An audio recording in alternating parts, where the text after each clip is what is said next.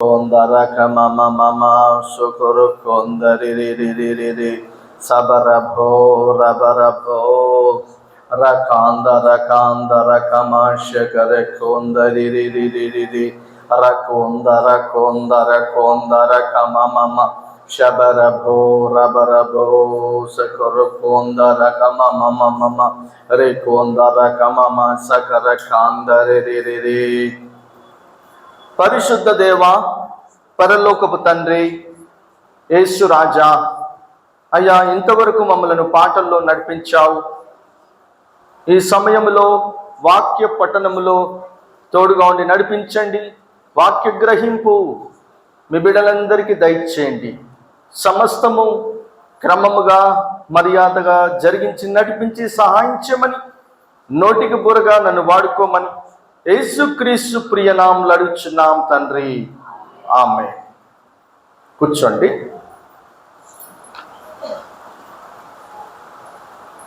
దేవాది దేవునికి కూడి వచ్చినటువంటి సంఘ సభ్యులందరికీ యేసుక్రీస్తు నామమున ప్రైజ్ లార్డ్ తెలియజేస్తున్నాం. హల్లెలూయా, హల్లెలూయా. ప్రియమైన దేవుని బిడ్డలారా, ఈరోజు మనము 2 ఇళ్ళ గురించి ధ్యానం చేసుకుందాం. ఈ వాక్యము మనకు చాలా మార్లు తెలిసిన విషయమే కానీ పరిశుద్ధాత్మ దేవుని యొక్క ప్రేరణను బట్టి ఈ దినమున మనము ధ్యానాంశంగా తీసుకుందాము. 2 ఇళ్ళ గురించి. మత్తయి సువార్త 7వ అధ్యాయము 24 నుండి 27 వచనాలు మూల వాక్యముగా తీసుకుందాం. మత్తయి సువార్త 7వ అధ్యాయము 24 నుండి 27 వచనాలు. కాబట్టి ఈ నా మాటలు విని వాటి చొప్పున చేయు ప్రతివాడును బండ మీద తన ఇల్లు కట్టుకుని బుద్ధిమంతుని పోలియుండును. వాన కురిసెను, వరదలు వచ్చెను, గాలి విసిరి ఆ ఇంటి మీద కొట్టెను గాని దాని పునాది బండ మీద వేయబడెను గనుక అది పడలేదు. మరియు ఈ నా మాటలు విని వాటి చొప్పున చేయని ప్రతివాడు ఇసుక మీద తన ఇల్లు కట్టుకుని బుద్ధిహీనుని పోలి ఉండెను. వాన కురిసెను, వరదలు వచ్చెను, గాలి విసిరి ఆ ఇంటి మీద కొట్టెను, అప్పుడు అది కూలబడెను. దాని పాటు గొప్పదని చెప్పెను. ప్రియమైన దేవుని బిడ్డలారా, 2 రకమైనటువంటి ఇళ్ళ ప్రస్తావన ఇక్కడ రాయబడి ఉన్నది. ఒక ఇల్లు బండ మీద కట్టబడి ఉన్నది, మరొక ఇల్లు ఇసుక మీద అనగా మట్టి మీద కట్టబడి ఉన్నది. ఇల్లు ఎందుకు అంటే మనిషి సుఖవంతంగా తన జీవితాన్ని కొనసాగించడానికి, మనిషి సుఖపడడానికే ఇల్లు అవసరమై ఉన్నది. హల్లెలూయా. ఇక్కడ 24 వచనంలో నా మాటలు విని వాటి చెప్పున చేయు ప్రతివాడును.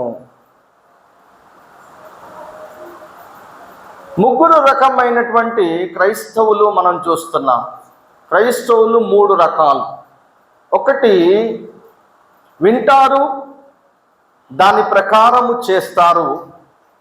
2 వింటారు కానీ దాని ప్రకారము చెయ్యరు, వినిన మాట ప్రకారము చెయ్యరు. 3వది వినరు, చెయ్యరు. వినిపించుకోవడానికి ఇష్టపడరు, చేయడానికి అసలే ఇష్టపడరు. ఇక్కడ నా మాటలు విని అంటే వాటి చెప్పున, అయితే నా మాటలు విన్న చెప్పున, నా మాటలు విని వాటి చెప్పున అంటే వాక్య ప్రకారము చేయు ప్రతివాడును బండ మీద ఇల్లు కట్టుకొనిన బుద్ధిమంతుణ్ణి పోలియుండును అని రాయబడింది.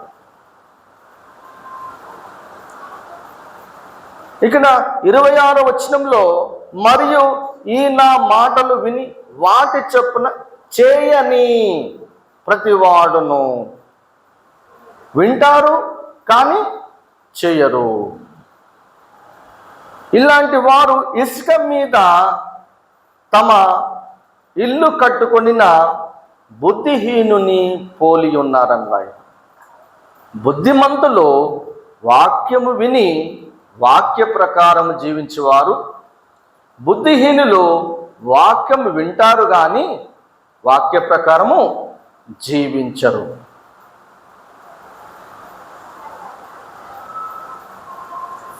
ప్రియమైన దేవుని బిడ్డలారా, మనము గమనించవలసింది ఏంటంటే, ఇక్కడ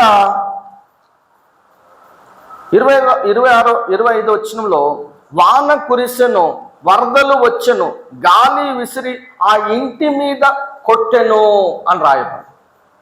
అంటే బండ మీద కట్టబడిన ఇంటికి వర్షం వచ్చింది, వరదలు వచ్చినాయి, గాలి విసిరింది.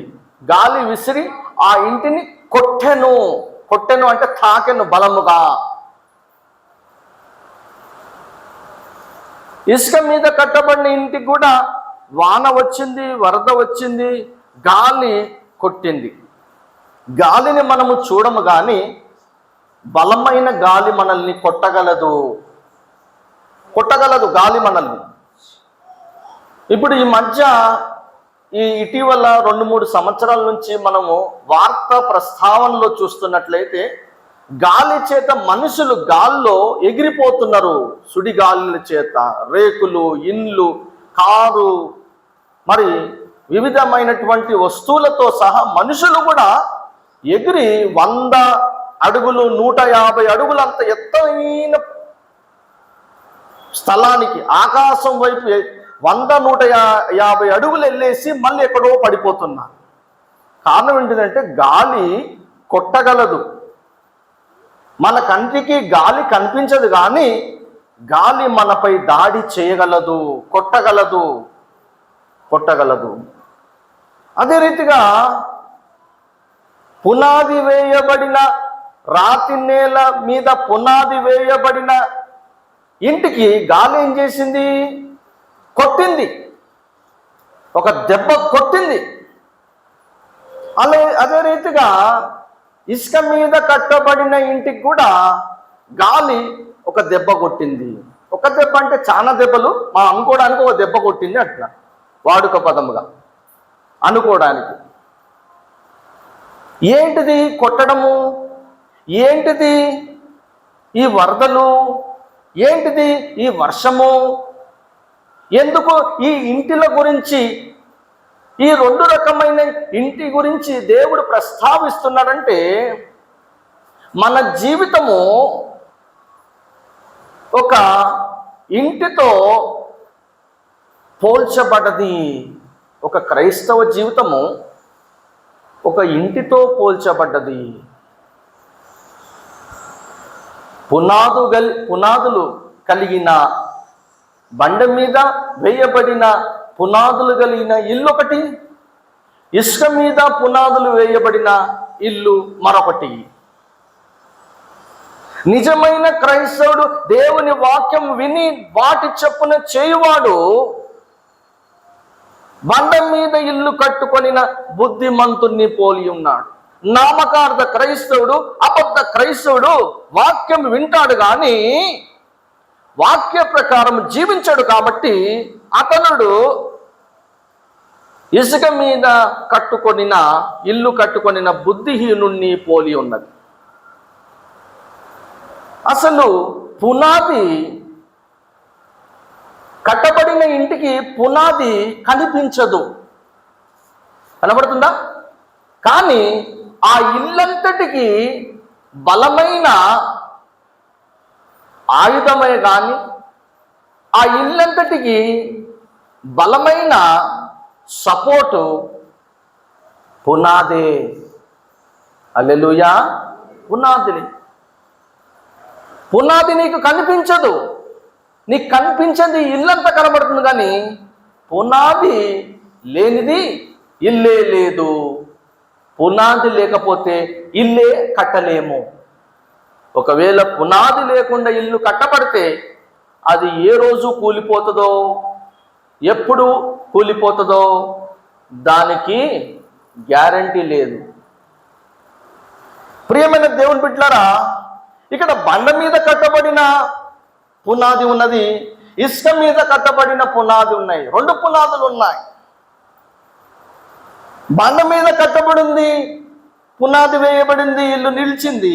ఇసుక మీద కట్టబడిన పునాది వేయబడిన ఇల్లు నిల్చోలేదు. అసలు ఈ పునాది వేసింది ఎవరు? మొదటి కొరింథీయులకు రాసిన పత్రిక 3వ అధ్యాయం 11వ వచనం.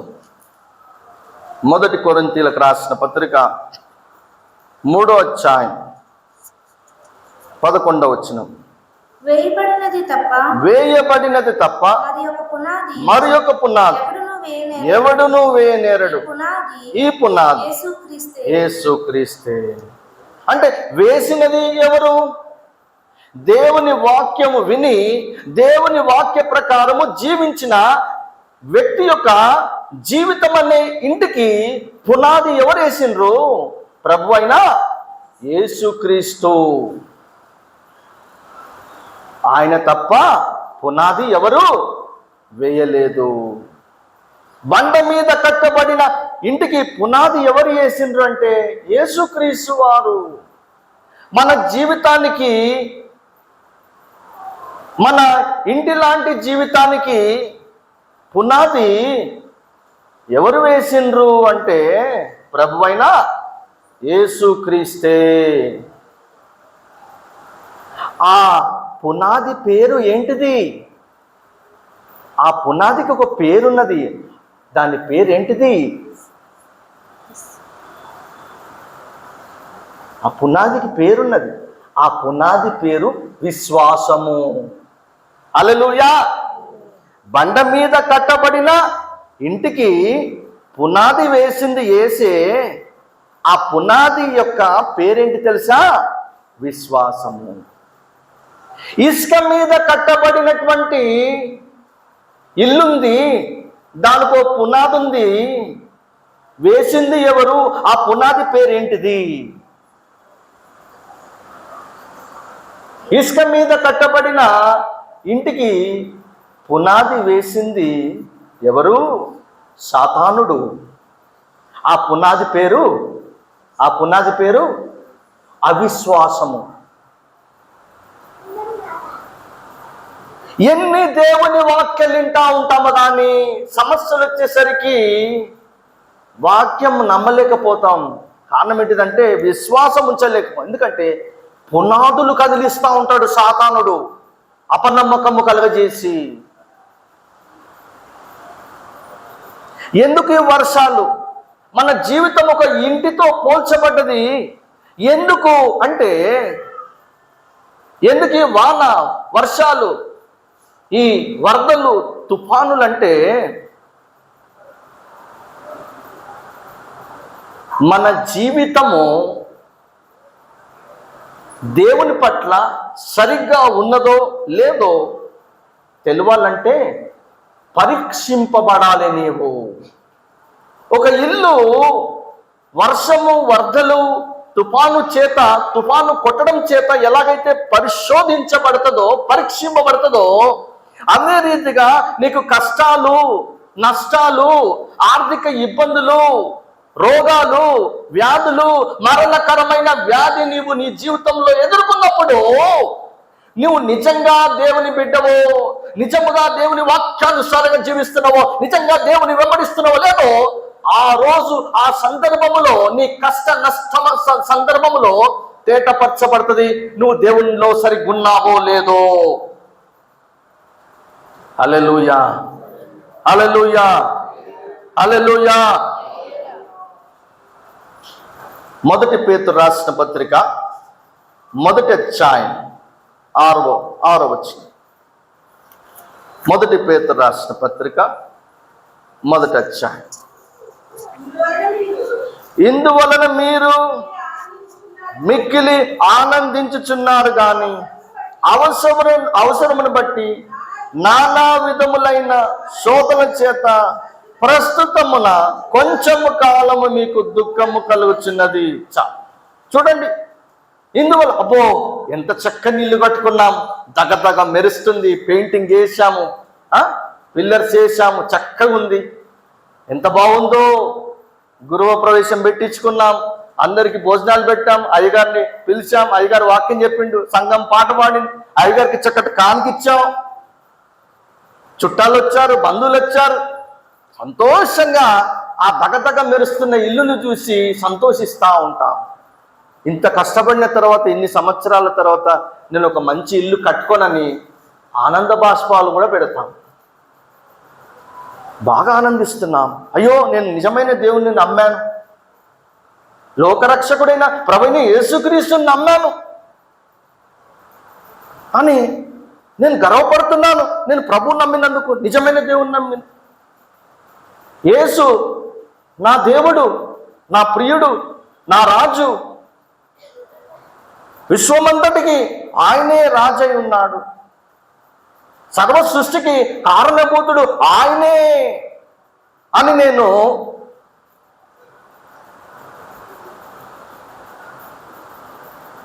సంతోషిస్తున్నాను.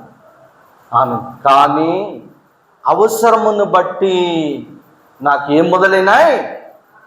నానా విధములైన శోధనలు, అంటే వివిధ రకమైన కష్టాలు మొదలైనాయి, వివిధ రకమైనటువంటి ఆర్థిక ఇబ్బందులు మొదలైనాయి, వివిధ రకమైనటువంటి బలహీనతలు నా శరీరములో మొదలైనాయి, మరణకరమైన వ్యాధి నాలో ప్రవేశించింది. దేవుని చిత్తము లేనిది మరణకరమైన వ్యాధి నాకు ఎందుకు ప్రవేశించింది అంటే, నువ్వు మిక్కిలి ఆనందిస్తున్నావు కానీ అవసరమును బట్టి. ఎందుకు అవసరమును బట్టి? నీలో దేవుని పట్ల విశ్వాసం ఉన్నదో లేదో, నీవు దేవునికి ఇష్టడమో అయిష్టడమో పరిశోధించబడాలంటే నీకు కష్టాలు రావాలి, ఇబ్బందులు రావాలి, సమస్యలను నువ్వు ఎదుర్కొనాలి. మరణకరమైన వ్యాధి నిన్ను కొట్టింది అంటే, సుడిగాలి ఎలాగైతే ఇంటిని కొట్టిందో, మరణకరమైన వ్యాధి నిన్ను కొట్టింది. భయంకరమైన బహు సంక్షోభము నిన్ను కొట్టింది, ఆర్థిక ఇబ్బంది నిన్ను కొట్టింది. అప్పుడు నీ వైఖరి దేవుని పట్ల ఎలా ఉన్నది? నీ వైఖరి దేవుని పట్ల ఎలా ఉన్నది? నీ జీవితం అనే వైఖరి దేవుని పట్ల ఎట్లున్నది? అప్పుడే తెలవబడుతుంది. ఒక ఇల్లు బలమైన ఇల్లు, బలముగా కట్టబడదో, మరొక ఇల్లు బలముగా కట్టబడదో, బలహీనముగా ఉన్నదో ఎప్పుడు తేటపరచబడుతుందంటే, ఆ ఇల్లు వర్షము చేత శోధింపబడాలి, వరదల చేత శోధించబడాలి, తుఫానుల చేత కొట్టబడాలి. అదే రీతిగా నువ్వు దేవుని బిడ్డవో కాదో, దేవుని వాక్య ప్రకారం జీవిస్తున్నావో జీవించట్లేదో అంటే శోధనల చేత నువ్వు శోధించబడాలి, నువ్వు సమస్యలను ఎదుర్కొనాలి. కానీ ఆ తుఫాను రాతి నేల మీద కట్టబడినటువంటి ఇల్లు, రాతి నేల మీద పునాది వేయబడిన ఆ ఇల్లు ఒక తుఫాను చేత కొట్టబడ్డది. తుఫాను వచ్చింది, ఆ ఇల్లు కొట్టిందా లేదా? గాలి కొట్టిందా? తుఫాను కొట్టిందా లేదా? కొట్టింది. కానీ ఆ ఇల్లు తట్టుకున్నది.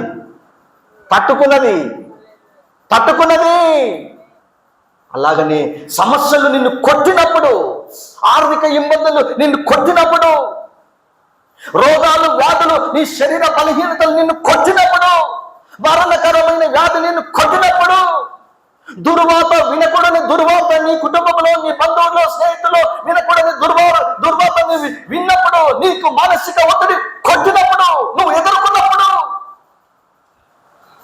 నీవు తట్టుకొని నిలుచునే రీతిగా ఉండాలి. హల్లెలూయా. నన్ను కొట్టదు అనుకోవద్దు, అది కొడుతూనే ఉంటుంది. నువ్వు తట్టుకొని నిల్చునే రీతిగా ఉండాలి, తట్టుకొని నిల్చోవాలి. అప్పుడే బండ మీద వేయబడిన పునాది వంటి ఇంటి వ్యక్తివి. హల్లెలూయా. ఇసుక మీద, మట్టి మీద పునాది వేయబడినటువంటి ఇల్లు, వర్షం వచ్చింది, వరదలు వచ్చినాయి, తుఫాను కొట్టింది, ఆ ఇల్లు కొట్టినప్పుడు తట్టుకోలేకపోయింది, భరించలేకపోయింది. ఆ దెబ్బకు కూలి పడిపోయింది. చూడు ఎంత భయంకరంగా కూలిపోయింది. చూడండి 27వ వచనం, మత్తయి సువార్త 7వ అధ్యాయం 27వ వచనము. John don't talk. 7వ అధ్యాయం. వాన కురిసెను, వరదలు వచ్చును, గాలి విసిరి ఆ ఇంటి మీద కొట్టను, అప్పుడది కూలబడెను. దాని పాటు, ఆ కూలిపోయినటువంటి పాటు గొప్పదని చెప్పెను. సో ఇసుక మీద వేయబడిన, పునాది వేయబడిన ఇల్లు ఏమైంది? కూలిపోయింది. ఆ కూలిపోవడం ఎంత భయంకరంగా కూలిపోయిందా? తిరిగి దాన్ని సెట్ చేయాలన్నా, అదంతా పడిపోయినటువంటి కూలిపోయిన కచ్చగా తీయాలంటే చాలా కష్టం అంట. కష్టం అంటే చాలా సమయం పడుతుంది. దాన్ని సవరించి సరి చేసుకొని మళ్ళీ ఏదో ఒక ఆలోచన చేయాలంటే. దాని పాటు గొప్పది. వాక్యం వినుచు వాక్య ప్రకారం జీవించకపోతే నీ జీవితము ఎంత దౌర్భాగ్యమైన జీవితం అంటే, ఎంత భయంకరమైన దౌర్భాగ్యం అంటే, దానికి మించిన దౌర్భాగ్య జీవితం ఏది లేదు అన్నట్టు. నువ్వు వాక్య ప్రకారం జీవించకపోతే ఏమనుకోవాలి తెలుసా? ఉదాహరణకు నేను వాక్య ప్రకారం జీవించట్లేదు, వింటున్నాను వాక్యం, చదువుతున్నాను వాక్యం, వాక్య ప్రకారం జీవించకపోతే నేను ఏమనుకోవాలి తెలుసా? నేను ఎంత దౌర్భాగ్యుడను, వాక్య ప్రకారం జీవించట్లేదు, ఒక దౌర్భాగ్యుడను నేను. వాక్యం వింటున్నా కానీ వాక్య ప్రకారం జీవించట్లేదు, నేను ఎంత దౌర్భాగ్యుడను అని అనుకోవాలి నువ్వు. ఇది బూతు కాదు దౌర్భాగ్యుడు అంటే. నిన్ను సవరించి సరి చేసుకోవడానికి ఉపయోగించే పదజాలము. నీ వాక్య ప్రకారం జీవించకపోతే, వింటున్నావు కానీ జీవించకపోతే, నేను ఎంత దౌర్భాగ్యవంతురాలను, నేను ఎంత దౌర్భాగ్యవంతురాలను. వాక్యం వింటున్నా కానీ వాక్య ప్రకారము జీవించట్లేదు అని నువ్వు అనుకోవాలి. నీకై నీవు బుద్ధి తెచ్చుకోవాలి. చూడండి, ఒక బంగారము, అది నిజమైన బంగారమో నకిలీ బంగారమో ఎప్పుడు తేటపరచబడుతుందంటే, అది సువర్ణములో వేయబడినప్పుడే. క్షమించండి, అది అగ్ని పరీక్ష చేత శోధించబడినప్పుడే. చూడండి ఇక్కడ మాట ఉంది, 1 పేతురు రాసిన పత్రిక 1వ అధ్యాయం 7వ వచనం. 1వ అధ్యాయం 7వ వచనం. 1 పేతురు, నశించిపోవు సువర్ణము అగ్ని పరీక్ష వలన శుద్ధపరచబడుచున్నది కదా, దానికంటే అమూల్యమైన మీ విశ్వాసం. ఒక్క నిమిషం, మీ విశ్వాసం అంటే ఏంటిది? పునాది. ఆ పునాదికి పేరు విశ్వాసం అన్ననా? ఇక్కడ ఉన్నది. మీ విశ్వాసము ఈ శోధనల చేత పరీక్షకు నిలిచినదై యేసుక్రీస్తు ప్రత్యక్షమైనప్పుడు మీకు మెప్పుయు మహిమయు ఘనతయు కలుగుటకు కారణమగును. హల్లెలూయా. నా క్రైస్తవ జీవితం బాగుంది అంటే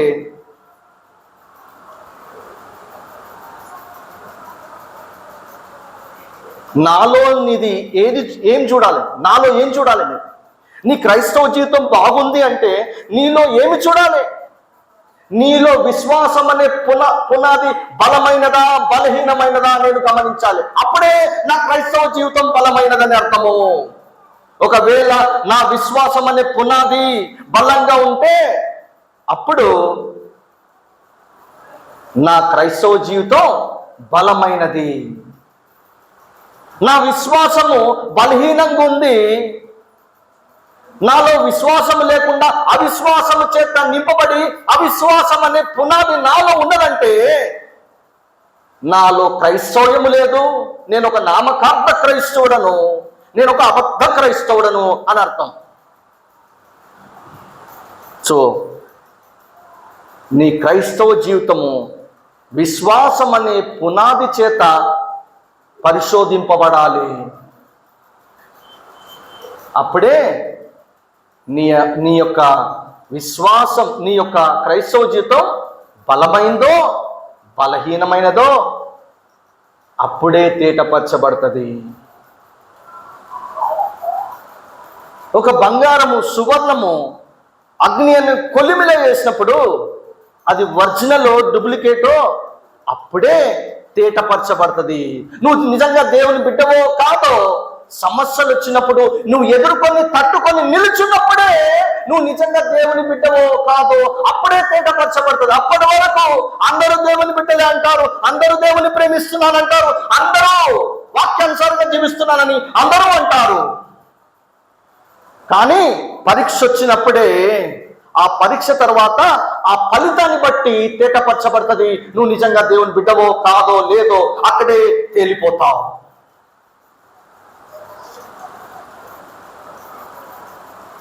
దేవుడు నన్ను ప్రేమించు అంటున్నాడు, కానీ ఒక దాన్ని ప్రేమించొద్దు అంటున్నాడు.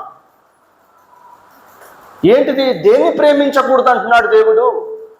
1 యోహాను పత్రిక 2వ అధ్యాయం 15వ వచనము. 1 యోహాను పత్రిక 2వ అధ్యాయం 15వ వచనం. ఈ లోకమునైనను లోకములో ఉన్న వాటినైనను ప్రేమింపకుడి. ఎవడైనను లోకమును ప్రేమించిన యెడల తండ్రి ప్రేమ వానిలో ఉండదు, దేవుని ప్రేమ తనలో ఉండదు. లోకమును ప్రేమించొద్దు అంటున్నాడు.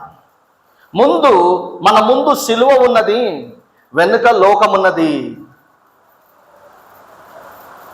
ముందు సిలువ ఉన్నది, వెనుక లోకమున్నది. నువ్వు వెనుక వైపు తిరిగినవా లోకం వైపు తిరిగినట్టు. సిలువ వైపు నువ్వు వెళ్ళట్లేదు. నువ్వు సిలువ వైపు చూస్తే లోకానికి దూరంగా ఉన్నట్లు, నువ్వు లోకం వైపు తిరిగితే దేవునికి దూరం అయిపోతావు. ఉంటే సిలువ వైపు అన్న ఉండు, లేదంటే లోకం వైపు అన్న ఉండు.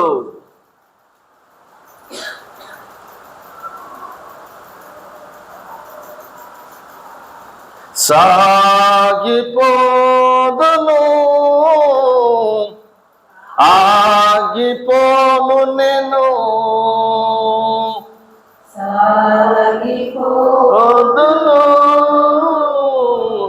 ఆగిపోము నేను, విశ్వాసముతో నేను ప్రార్థనలో నేను, విశ్వాసములో నేను ప్రార్థనలో నేను. హల్లెలూయా హల్లెలూయా హల్లెలూయా హల్లెలూయా హల్లెలూయా హల్లెలూయా హల్లెలూయా ఆమేన్. హల్లెలూయా. సిలువ ఎదుట ఉన్నది, సాగిపో, ఆగకు, సాగిపో, ఆగకు, సాగిపో. మంచిదే, సాగిపోతున్నా. కానీ ఎందుకు ఆగిపోతున్నా? నన్ను ఆపుతున్నది ఎవరు? సిలువ దగ్గరికి వెళ్ళకుండా, సిలువను వెంబడించకుండా నన్ను ఆపుతున్నది ఎవరు అంటే సాతానుడు నీకు చూపిస్తున్నటువంటి సమస్యలు, శోధనలు, రోగాలు, వ్యాధులు, ఇరుకులు, ఇబ్బందులు, మరణకరమైన వ్యాధి నీ మీద వాలి సోకినప్పుడు నువ్వు ఆగాలో సిలువ దగ్గరికి వెళ్ళాలో అక్కడ సందేహపడతావు. ఆ సందర్భంలోనే నీలో క్రీస్తు వేయబడిన పునాది, విశ్వాసం అనే పునాది ఉన్నదో లేదో, ఆ పునాది బలమైన పునాదిగా ఉన్నదో లేదో, అది బలహీనమైన పునాదా, బలమైన పునాదా, అపవాది వేసిన పునాదా, క్రీస్తు యేసు వేసిన పునాదా, అప్పుడే తేటపరచబడుతుంది. అది పునాది దేవుడేసిన పునాది అని తెలవాలన్నా, సాతానుడు వేసిన పునాది అని తెలవాలన్నా ఆ సందర్భంలో నువ్వు ప్రతిదినము దేవుని వాక్యం వినుచు వాక్య ప్రకారం జీవిస్తే ఆ సందర్భంలో నీలో ఉన్న విశ్వాసం అనే పునాది అది దేవుడు వేసిందే. హల్లెలూయా.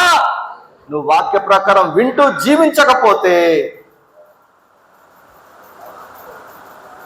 నీలో ఉన్న విశ్వాసం అనే పునాది అది విశ్వాసం కాదు, అవిశ్వాసం అనే పునాది.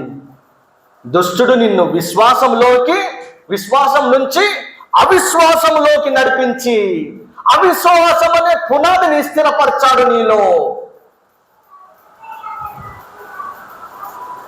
ప్రియమైన దేవుని బిడ్డల, అందుకే లోకమును ప్రేమించదు. లోకమంతా ఇసుక మీద వేయబడిన పునాది వంటి ఇల్లు. లోకమంతా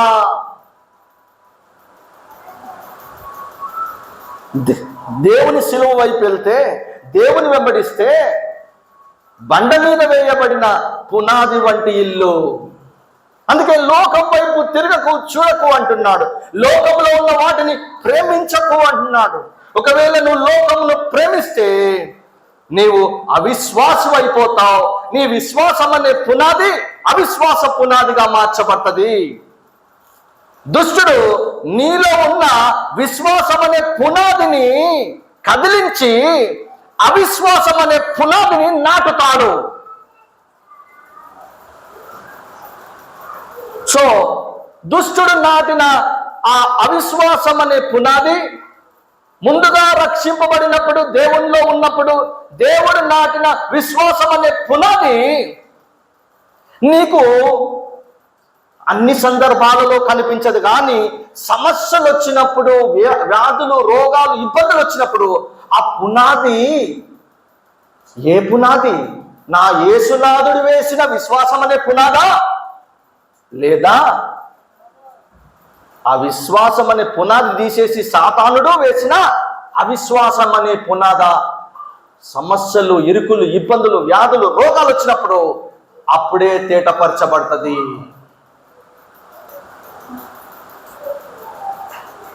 దుష్టుడు నేను సాగిపోతున్నాను ఆగకుండా అన్నప్పుడు నన్ను ఆపాలని వాడు బాణాలు విసురుతున్నాడు, అగ్ని బాణాలు విసురుతున్నాడు.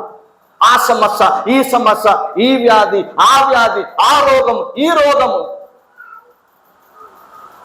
మరణకరమైన వ్యాధి ఎదుర్కోవడం, కుటుంబంలో కానీ బంధువుల్లో కానీ ఎదుర్కోవడం. ఈ అగ్ని బాణాలు విసురుతున్నప్పుడు నా స్పందన ఏంటిది? నా వైఖరి ఎట్లుండాలి? ఆ సమయ సందర్భంలో నేను ఏ విధముగా ప్రవర్తించాలి చూద్దాం. ఎఫెసీయులకు రాసిన పత్రిక 6వ అధ్యాయం 16వ వచనంలో రాయబడింది.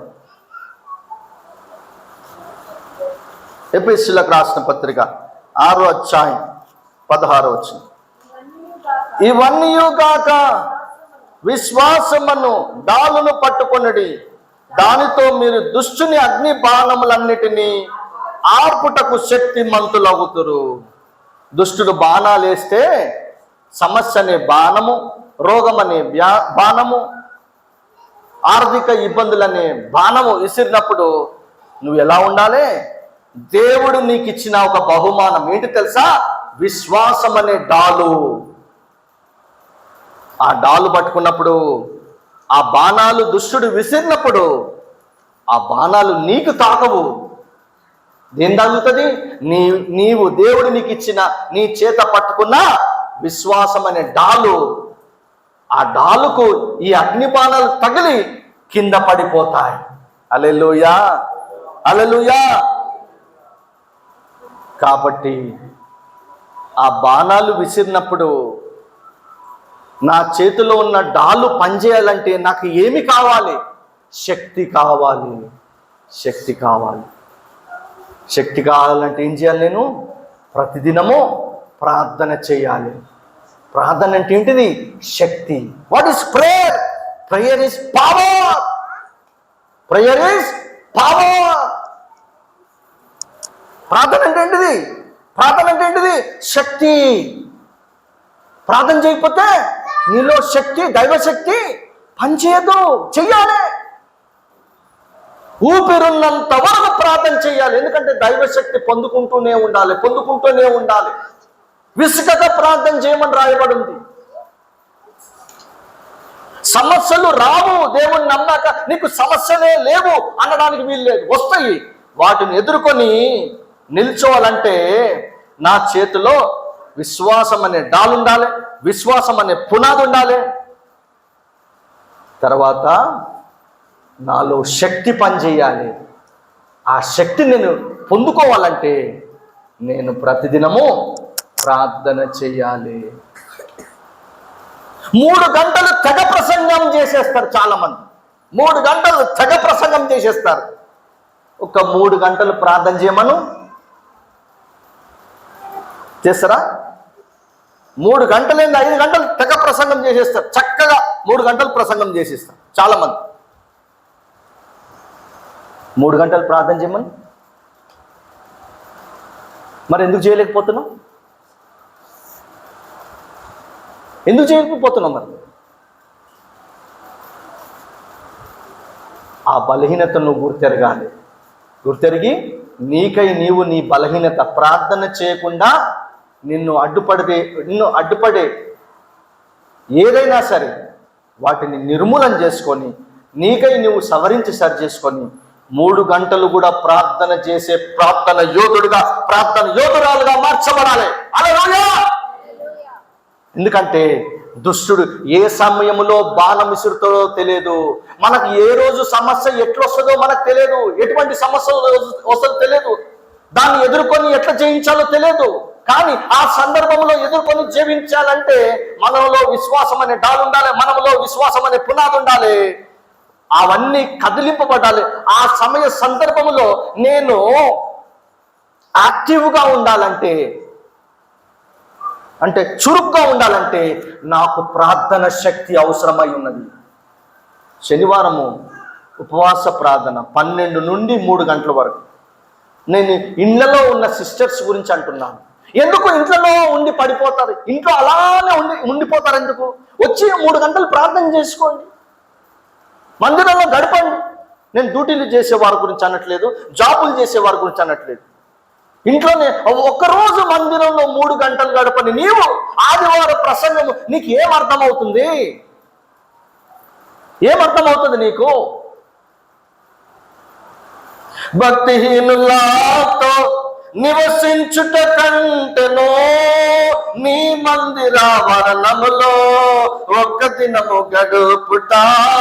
భక్తిహీనులతో నివసించుట కంటెను నీ మందిరావరణములో ఒక్క దినము గడుపుట 1000 దినాల కంటే శ్రేష్టమైనది. 1000 దినాల కంటే శ్రేష్టమైనది. శాశ్వత కృపను నేను తాళంచగా కానుక నైతిని నీ సన్నిధిలో. కానుక నైతిని నీ సన్నిధిలో. శాశ్వత కృపను నేను తాళంచగా. హల్లెలూయా! కాబట్టి ప్రియమైన దేవుని బిడ్డలారా, అయితే మన క్రైస్తవ జీవితము బానేలు వెళ్తా ఉంది, ముందుకు వెళ్తా ఉన్నది. కానీ దేన్ని వెతకాలి? ఎక్కువగా దేన్ని వెతకాలి? అవసరతలను వెతకాలా? దేన్ని వెతకాలి? లోకమైతే చూడొద్దు అనుకున్నాం. వెనుక తిరిగితే లోకము, ముందు చూస్తే సిలువ. సరే, మంచిది. కానీ ఏం వెతకాలి? దేనిపై దృష్టి ఉంచాలి మనం ఎక్కువగా? మత్తయి సువార్త 6వ అధ్యాయం 33వ వచనం. మన సమస్యలన్నీ పోవాలంటే దేని మీద దృష్టి ఉంచాలి? మత్తయి సువార్త 6వ అధ్యాయం 33వ వచనంలో ఉంది. కాబట్టి మీరు ఆయన రాజ్యమును నీతిని మొదట వెతుకుడి, అప్పుడన్నయు మీకు అనుగ్రహింపబడును. సిటీలో ఉండాలంటే ఏముండాలి మన చేతిలో? ఊళ్ళో ఉంటే పంట అది ఇది ఏదో ఆ సందర్భంలో తినేసి మజ్జిగ చుక్కనో పచ్చడి బద్దనో ఉంటే చాలు, తినేసి ఉండిపోతాం. కానీ సిటీలో డబ్బు లేనిది జీవించలేం. సిటీలో ప్రతి సమస్య డబ్బు చేత పరిష్కారము పొందుతుంది సిటీలో ఉంది. ఆ డబ్బు కావాలంటే పని చేయాలి. ఆ పని చేయాలంటే ఆరోగ్యం సహకరించాలి, శరీరం సహకరించాలి. ఆ శరీరం సహకరించాలంటే శరీరం ఆరోగ్యవంతంగా ఉండాలి. పోనీ డబ్బు ఉంది, ఆ సమస్యను నేను తీర్చుకుంటానంటే ఆ డబ్బు కంటే మించిన ఎక్కువ రేటు ఉంది ఆ సమస్య. ఆ వస్తువు రేటు నా దగ్గర ఉన్న డబ్బు కంటే దాని విల ఎక్కువైపోయింది. ఇవన్నీ ఎలా తీర్చబడతాయి? ఆసుపత్రి ఖర్చు ఉన్నది ఏదైనా అవసరం కోసం. ఇవన్నీ ఎలాగా అంటే మొదట దేవుని నీతిని వెతుకు, దేవుని రాజ్యాన్ని వెతుకు, అప్పుడు అన్ని నీ అవసరతలన్నీ తీర్చబడతాయి. హల్లెలూయా, హల్లెలూయా. ఇది మనము వెంబడిస్తున్నాం, దేవుని వెంబడిస్తున్నాం. కానీ దేని మీద దృష్టి ఉంచాలి? ఆయన నీతి మీద, అనగా దేవుని నీతి మీద, దేవుని రాజ్యం మీద దృష్టి ఉంచాలి.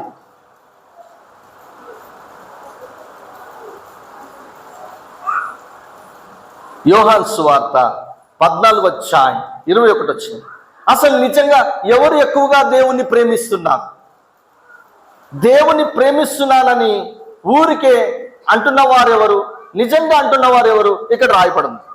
యోహాను సువార్త 14:21.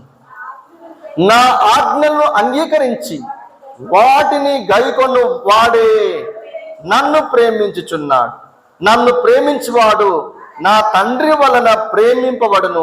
నేనునో వానిని ప్రేమించి వానికి నన్ను కనుపరుచుకొందునని చెప్పాను. చూడండి, నా ఆజ్ఞలు అంగీకరించి వాటిని గైకొను వాడే నన్ను, అంటే ఎవరైతే నా వాక్యం విని వాక్య ప్రకారం జీవిస్తున్నారో వారే నిజంగా నన్ను ప్రేమిస్తున్నారు. వాక్యం విని వాక్య ప్రకారం జీవించకపోతే వారు దేవుణ్ణి ప్రేమిస్తున్నారా? నోటితో అంటున్నారు కానీ క్రియకొచ్చేసరికి ఏం లేదు లాభం. దేవుణ్ణి ప్రేమించట్లేదు. వారు అబద్ధ క్రైస్తవులు. ఒకవేళ నేను చెప్పిన మాట, ప్రతి మాట విని నేను చెప్పిన వాక్య ప్రకారం జీవిస్తే దేవుడు ఏమంటున్నాడంటే నా తండ్రి కూడా వారిని ప్రేమిస్తానంటున్నాడు. నేను కూడా వారిని ప్రేమించి నాకై నేను కనపరుచుకుంటాను. అంటే ఏంటిది? నేనెవరో నేను వారితో మాట్లాడుకుంటాను, నా విషయాలన్నీ వారికి చెప్పుకుంటాను, వారి విషయాలన్నీ నేను తీసుకుంటాను. హల్లెలూయా. నాకై నేను కనపరుచుకుంటాను. I will appear to them, I will manifest myself unto them.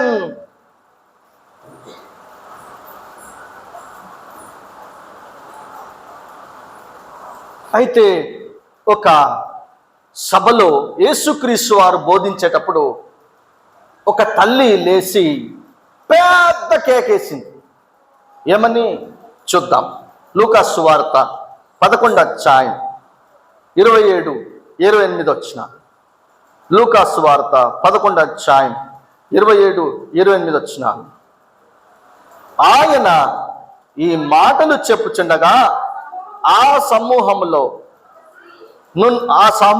ఉన్న ఒక స్త్రీ ఆయనను చూచి, నిన్ను మోసిన గర్భమును నీవు కుడిచిన స్తనములను ధన్యములైనవని కేకలు వేసి చెప్పగా ఆయన, అవును గాని దేవుని వాక్యం విని దానిని గైకొన్న వారు మరి ధన్యులని చెప్పారు. తల్లి కేకేసింది. ఒక తల్లి కేకేసింది, నిన్ను కనిన తల్లి ఘనురాలు, ధన్యురాలు అని యేసేకు చెప్పింది. మరియమ్మ ధన్యురాలా కాదా? అవునా కాదా? నిన్ను కన్న తల్లి ధన్యురాలు అని పెద్ద కేకేసింది అందరి ఎదురుగా. మరి యేసే ఏమన్నాడు? యేసే నిజమే, అవును కానీ అంటే నిజమే, ఒప్పుకున్నాడు. లేదు లేదు అనలేదు, ఒప్పుకున్నాడు. కానీ నేను చెప్పిన వాక్య ప్రకారము జీవించేవారు మరి ధన్యులు, మరి ధన్యులు. ఒక వస్తువు తెచ్చి బాగుందంటే ఎస్ ఫైన్ గుడ్ అంటాం. దానికంటే కొంత శ్రేష్టమైంది చాలా బాగుంది అనుకో, ఏమంటాం? వెరీ గుడ్ అంటాం, చాలా బాగుందంట. అంటే నిన్ను కన్న తల్లి ధన్యురాలని అంటే నేను చెప్పే వాక్య ప్రకారం జీవిస్తే మరి ధన్యులు, ఇంకెక్కువ ధన్యులు అని చెప్పబడింది. ప్రియమైన దేవుని బిడ్డలారా, కాబట్టి ఒకటి, నేను క్రైస్తవుడను. రెండవది, విశ్వాసం అనే పునాది బలంగా ఉన్నదా బలహీనంగా ఉన్నదా? అది బలంగా ఉన్నదో బలహీనంగా ఉన్నదో ఎప్పుడు తేటపరచబడుతుంది, తెలబడుతుంది? మనకు సమస్యలు, శోధనలు, ఇరుకులు, ఇబ్బందులు, వ్యాధులు మనం ఎదుర్కొన్నప్పుడు. అవి ఎదుర్కొన్నప్పుడు మనము తట్టుకొని నిలుచోవాలి, ఎదుర్కోవాలి, జయించాలి, తట్టుకోవాలి. We need to have the patience when we face obstacles, when we face problems, when we face diseases, illness, sickness, diseases. We need to face and overcome in the name of Jesus.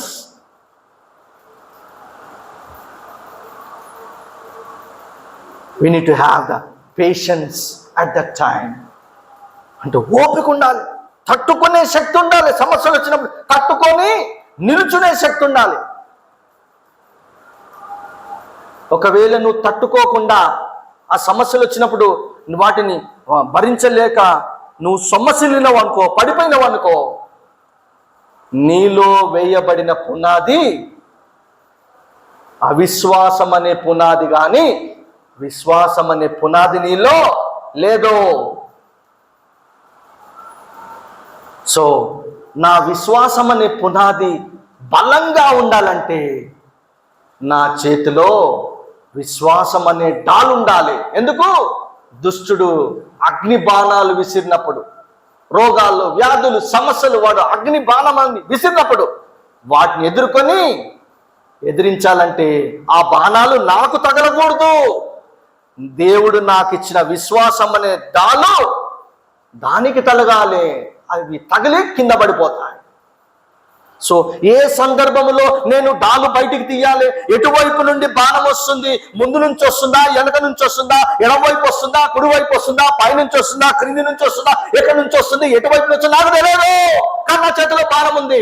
కానీ బాణం ఎటు నుంచి వస్తుందో నేను నిల్చోవాలంటే, అది ఎటు నుంచి వస్తుందో నేను తెలుసుకోవాలంటే నా చేతిలో డాలున్నది మంచిదే. కానీ ఎటువైపు నుంచి వస్తుందో నాకు తెలవాలంటే నేను ప్రతిదినం ప్రార్థన చేసి ఆ శక్తిని పొందుకొని నా కదలికలను బట్టి అది ఎటు వస్తుందో వెంటనే నేను చురుగ్గా ఉండి నా డాలును నేను ఉపయోగించాలి. నా డాలును నేను ఉపయోగించాలంటే నేను ప్రతిదినం ప్రార్థన చేయవలసిందే. ప్రార్థన శక్తి లేకపోతే ఎటు నుంచి బాణం వస్తుందో తెలియదు. కానీ నీ డాలు ఎటువైపు అడ్డు పెట్టుకోవాలో నీవు వివేచించలేకపోతావు. కాబట్టి నువ్వు సమస్యలు వచ్చినప్పుడు, ఎదుర్కొని జయించినప్పుడు, దేవుల్లో నిలకడగా ఉన్నప్పుడు నిన్ను ఒక పేరుతో పిలుస్తున్నది బైబిల్. బుద్ధిమంతుడు, బుద్ధిమంతురాలు. సమస్యలు వచ్చినప్పుడు నువ్వు నిల్చోకుండా సొమ్మసిల్లినప్పుడు, అవిశ్వాసం అనే పునాది దుష్టుడు నిన్ను నడిపించినప్పుడు నిన్ను బైబిల్ మరొక పేరుతో పిలుస్తుంది. బుద్ధిహీనురాలివి, బుద్ధిహీనుడవని. కాబట్టి జీవితం అనే ఇల్లు బలంగా ఉండాలంటే దానికి బలమైన పునాది ఉండాలి. ఆ పునాది బలంగా ప్రతిదినం కొనసాగింపబడాలంటే నా చేతిలో విశ్వాసం అనే డాలు ఉండాలి.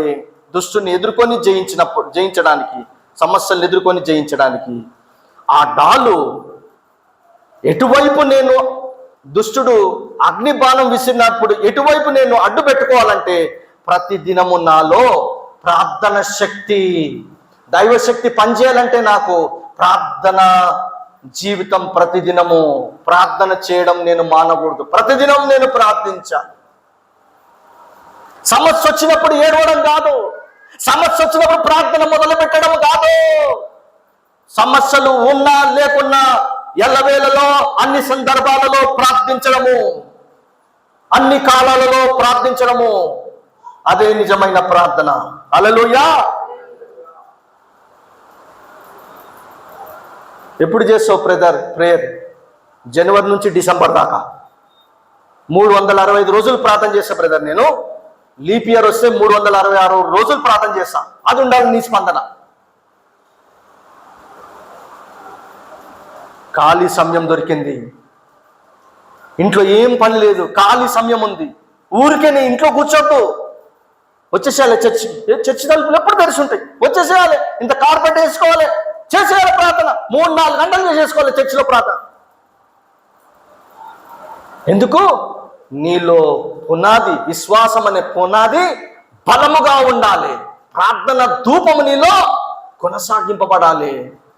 అలాగా నీ వారిని, నీ కుటుంబాన్ని, నీ సంఘాన్ని, నీ బంధువులను, నీ ఇరుగు పొరుగువారిని, నీ దేశాన్ని, నీ రాష్ట్రాన్ని, అందరినీ నీవు చేసే ప్రార్థనతో ఏం చేయాలి? వారందరినీ ఒక యోగక్షేమంలో నడిపించే బాధ్యత క్రైస్తవుడైన నీకు దేవుడిని చెప్పిన బాధ్యత ఎందుకు చేయట్లేదు? నేను అడుగుతున్నాను. 3 గంటలు ప్రసంగం చేయడానికి, 3 గంటలు ముచ్చట కొట్టడానికి ఉంది, కానీ నీకు సమయం 3 గంటలు ప్రార్థన చేయడానికి నీకు సమయం లేదు. ఎందుకు శోభంగా జీవిస్తున్నావు? ఎందుకు దౌర్భాగ్యమైన జీవితం అనేది ఉంటుంది క్రైస్తవంగా? ఒక క్రైస్తవుడిగా ఉన్నావు అని దౌర్భాగ్యమైన జీవితం ఎందుకు కొనసాగింపబడుతుంది? ఒక భక్తుడు అన్నాడు, అమెరికా స్మిత్ విగ్స్వర్త్, ప్రార్థన నేను ఎప్పుడైనా ఏ రోజైనా ఆపినాననుకో నా ఊపిరి ఆగిపోయినట్టే అన్నాడు. ప్రార్థనే నా ఊపిరి అన్నాడు. సమస్యలు రోజు రోజుకి ఎక్కువైపోతున్నాయి. సమాజంలో పాపం ఎక్కువైపోతుంది. మనుషుల మధ్య దుర్భాష ఎక్కువైపోతుంది. అది మీడియాలో కానీ సమాజంలో. వీటన్నిటినీ మనము తట్టుకొని ఎదుర్కొని మన పరిశుద్ధ జీవితము ఒక క్రమపద్ధతిగా కొనసాగింపబడాలంటే ప్రతిదినం మనం ప్రార్థన చేయాలి. ప్రతిదినం వాక్యానుసారంగా జీవించాలి. హల్లెలూయా. దేవుడు తన మాటను దీవించును గాక. ఆమేన్. కళ్ళు మూసుకోండి, ప్రార్థన చేద్దాం. పరిశుద్ధ దేవ, మీ బిడ్డలందరినీ ప్రార్థన శక్తితో, ప్రార్థన అలవాట్లో, గంటల తరబడి ప్రార్థనలో నడిపించే యోధురాలుగా నడిపించండి. వారి జీవితం అనే ఇల్లు వంటి పునాది, ఆ వేయబడినటువంటి పునాది వంటి విశ్వాసము, జీవితం అనే ఇల్లు, విశ్వాసం అనే పునాది నిలకడగా కొనసాగింపబడాలంటే వారి చేతిలో విశ్వాసం అనే డాలు ఉండాలి. ఆ డాలు ప్రతిదినము పనిచేయాలంటే ప్రతిదినము వారు మీ సన్నిధిలో ప్రార్థించాలని మీ వాక్యం సెలవిస్తుంది. అప్పుడే ఆ ఇల్లు బలమైన ఇల్లు, ఆ ఇల్లు బండ మీద పునాది వేయబడిన ఇల్లు అని రాయబడింది. మీ వాక్య ప్రకారం విని ప్రతిదినం జీవించే బిడ్డలుగా ప్రతి బిడ్డల్ని నడిపిస్తామని నమ్ముచూ స్తోత్రాలు చెల్లిస్తూ యేసుక్రీస్తు ప్రియనామములో అడుగుచున్నాం తండ్రి. ఆమేన్.